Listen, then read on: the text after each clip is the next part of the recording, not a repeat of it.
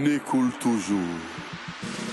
Yodene siroye usinsi uka folisen zugulu de kanka uka kokoromadon la selu ke kanyesin sordasi binani ni kononton munun jala kilim nenembe Mali jamana konnana ani uka demayawma usrakeli ne feneka uko kube kwariwar ani Mali jamana de hakina jigi isigi nyonya haketa bulula mimbe jamana flauka ben sabati folisen be se ka ke fene sababu ye ka mo la famnya kosebe jamana ni nyogon chela la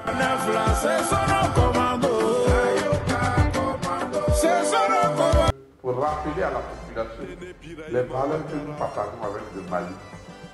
Ka mɔgɔw hakili jigin nafaw la an bɛ minnu tila ni Mali ka jamanadenw hakilina jigin mun tun ye malidenw anw ye ka malidenw hakili jigin ivoirekaw tun ye jɔn ivoirekaw tɛ dunan ye Mali kɔnɔ ivoirekaw tɛ dunan ye Mali kɔnɔ anw ye denbaya kelen de ye. Profitez aussi de cette chanson pour dire aux gens de se calmer et de laisser la diplomatie faire les choses. tile damaro dɔrɔn folisen in bɔlen kɔfɛ kɛrɛnkɛrɛnnenya la tile saba kɔfɛ sɔrɔdasi 49 in cɛla sɔrɔdasi 3 labilala. Ni ladala ko bɛ fara ciden juruya kan ko bɛ taa I n'a fɔ wagati la wa an minnu ye ladala ko cɛw ye an tun kan ka jamana fila ninnu ka ciden juruya dɛmɛ n'a bɛ fɔ ko diplomasi.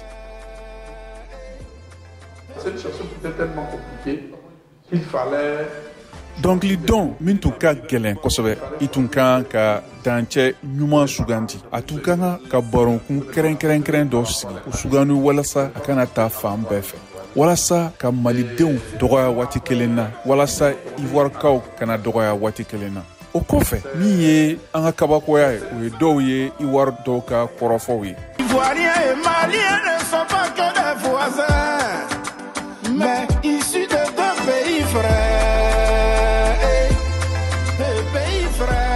Nous avons une vision. Notre vision est vraiment partisane.